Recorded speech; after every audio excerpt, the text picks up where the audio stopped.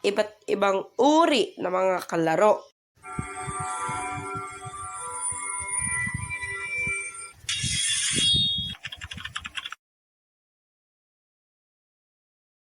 Una sa lahat, Boy Nagyayaya.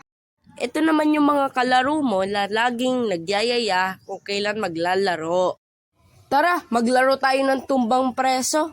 Yeah! Maiba kaya!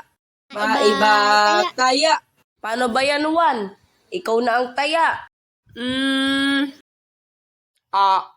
May eroplanong papalipad sa atin. Anong eroplano? Parang ibon nga. Hindi, parang agila.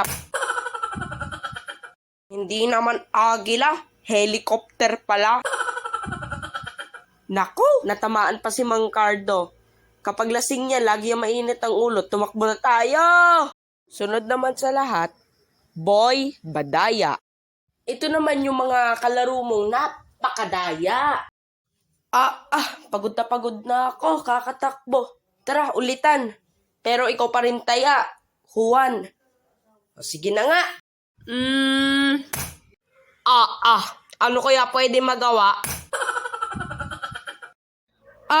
Ang daya mo naman. Una si Mang Cardo ang natamaan, ngayon si Boy Muta. Hay nako, tatakbo na naman tayo. Sunod naman sa lahat, Boy Iyakin. Ito naman yung mga kalaro mong laging nag-iiyak. Tinatawag din siyang balat sibuyas. Sa loko mo, Juan, ang daya mo. Ikaw pa rin ang taya. Sige na nga. Hey, what's up? Uy, Wayne, kamusta? Okay lang. Bahala ka sa buhay mo. Huwag ka sasali dito, ha?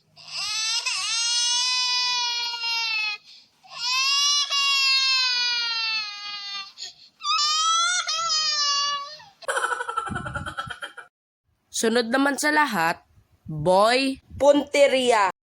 Ito naman yung tipo mong kalaro na nagpupunteriya sa pinakamahina mong kalaro.